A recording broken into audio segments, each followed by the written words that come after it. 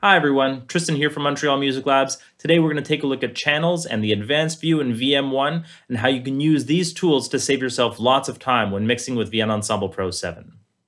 To start here, we're going to be looking at my PC, which hosts all of my plugins and instruments, but normally I work in Logic on my Mac.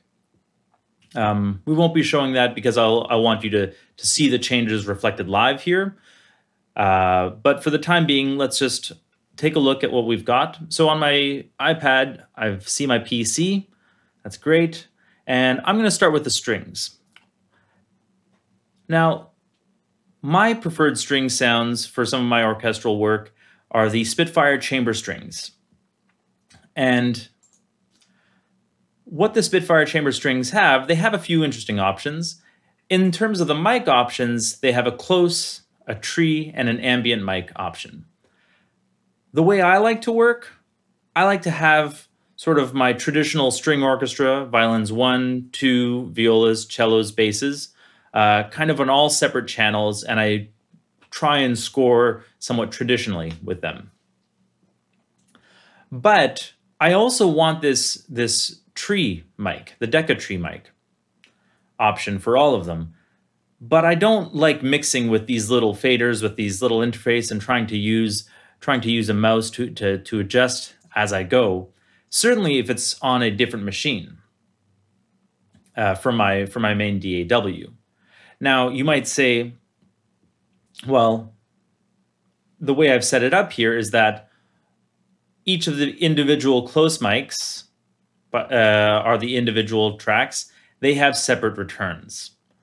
But the Deca tree acts as kind of a global, takes all the sounds in and goes through one stereo return. This to me replicates the kind of traditional recording and mixing environment for string orchestra, where you might have that tree that captures everything, and then you'll have a few close mics that provide just a little more option when you're mixing. So, with that being said, the advantage with this is that in my DAW, in Logic, I've got all the control I need at any time. I've got the 6 returns and I can control them independently. But as a film composer, I'm often stuck working with multiple cues that use the same orchestra. So if I'm working on a feature film that has 30 cues, I like to work 30 separate projects. And if I'm going to if I'm going to ensure that my mix is somewhat consistent over those 30 cues, and I want to make sort of a global color change at some point, a global mix change, it's a lot harder to try and copy and paste those settings across multiple cues to adjust all the different levels, all the little micro level changes that you do where you say, oh, you know, the close mics could just come down a bit and the Deca tree could come up a bit.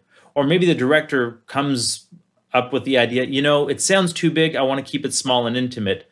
How do you make these global changes over 30 cues in relatively short time? Now, I could open up my screen sharing software and then come to VE Pro and try and mouse click this down. And of course, the latency from the screen sharing isn't great. And this doesn't feel very precise.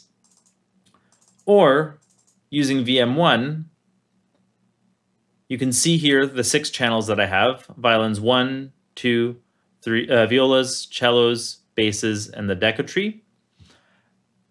In the bottom left, the third button from the left, these little buttons here, I've now pulled up the advanced view. What the advanced view will let you do is it provides you a fader and control to the MIDI channel I/O as well as the audio I/O. So if I want, I could change the audio I/O from output 1, 2 to something else. I don't want to do that. Same thing with the MIDI. I could change it from channel 1 to something else. Again, I don't want to do that. Now, along the top, we have a fader. And you'll see here that if I make these changes to violins 1, violins 2, violas, cellos, and basses, I've now just brought all the close mics down while leaving the tree up. And this change will apply to all of my cues in Logic. So across all those 30 cues, I still have, I haven't changed the mix in logic, the relative mix, but I've changed a sort of global, I've changed the mix of the strings globally. And if I want more tree to sort of balance the gain, I can do that as well. So this is one way you can use the advanced view to kind of do some global changes that without affecting perhaps a bunch of small automation that you've done. You could also use it as a trim if you want to bring all of your strings up across all of your cues 2 dB. You could do something like that as well. Because the last thing you want to do is rework all of your mix and automation across 30 projects. So we'll just reset this for now. And again, this is something that the advanced mode can offer you the option of. Let's take it out of advanced mode for a second. And if I tap on the violins 1 here, I also get a big fader. So this can allow me to do more micro, I can really kind of feel it out. I'm not using a mouse to manually like try and find the right spot of it. I can just use my finger and it really feels like a nice fader. And that just provides a little more flexibility and options when mixing with Vienna Ensemble Pro. Thank you so much for watching. I hope you found this video helpful and interesting. If you did, please make sure to like the video. If you have questions or comments, please let us know in the comment section below. And of course, if you want to see more videos like this, please make sure to subscribe to the channel. Thank you so much for watching, and we'll see you next time.